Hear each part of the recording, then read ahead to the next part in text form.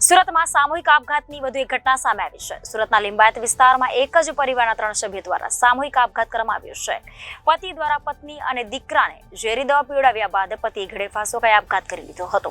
હાલ ઘટનાની જાણ થતાં લિંબાયત પોલીસે ઘટનાસ્થળે પહોંચીને વધુ તપાસ હાથ ધરી છે। સુરતમાં વધુ એક સામૂહિક આપઘાતની ઘટના પ્રકાશમાં આવી છે, જેમાં માસૂમ 7 વર્ષના બાળક સહિત પત્નીની હત્યા કરી પોતે પણ યુવકે ગળે ફાંસો ખાઈ જીવન ટૂંકાવી લેતા સમગ્ર લિંબાયત પંથકમાં અરેરાટી વ્યાપી ગઈ છે। લિંબાયત પોલીસ મથકના એસસીપી જે.ટી. સોનારાના જણાવ્યા અનુસાર સમગ્ર બનાવ રાત્રિના 3 વાગ્યાનો છે।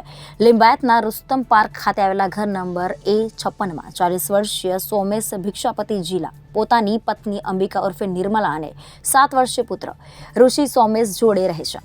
સવારે 7 વાગ્યાની આસપાસ સોમેશ શિક્ષાપતિ જિલ્લાનો ભાઈ ઘરે આવ્યો હતો, જે દરમિયાન આ બનાવની જાણ પોલીસને થઈ હતી।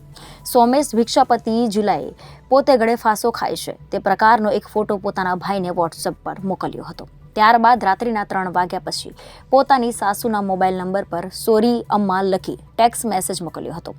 વહેલી સવારે ઘરે પહોંચેલા મૃતકના ભાઈએ આ બાબતની જાણકારી પોલીસ કંટ્રોલ રૂમને આપી હતી, જે બાદ લિંબાયત પોલીસનો કાફલો ઘટનાસ્થળે દોડી આવ્યો હતો અને તપાસ શરૂ કરી હતી।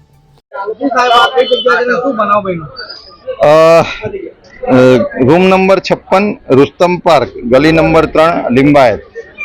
આ જગ્યાએ હાલમાં એક પરિવારને આત્મહત્યા જેવી વસ્તુ ધ્યાનમાં આવેલ છે। એ રીતની જે પોલીસને માહિતી મળેલ હતી તો પોલીસે તાત્કાલિક જગ્યા પર આવી ચેક કરતા 3 ડેડ બોડી અહીંયા અવેલેબલ છે, જેમાં સોમેશ ભિક્ષાપતિ જિલ્લા ઉંમર વર્ષ 38, એની વાઇફ છે નિર્મલા સોમેશ 32 વર્ષની છે અને એમનો 7 વર્ષનો દીકરો છે દેવઋષિ સોમેશ।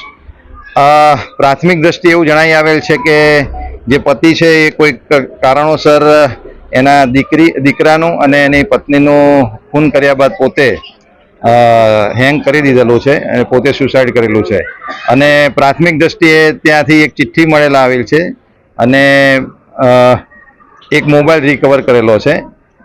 એ મોબાઈલની અંદર એને થોડા વિડીયો ઉતારેલા છે। એ હવે તપાસનો વિષય છે, કારણ કે એને પોતાની જે તેલુગુ લેંગ્વેજ કે પોતાની જે મૂળ ભાષા છે એમાં ઉતારેલા છે। પોલીસે પંચનામું કરી રિકવર કરી આગળની કાર્યવાહી કરશે। Reporter Arvind Rathod, Janadesh news, Surat.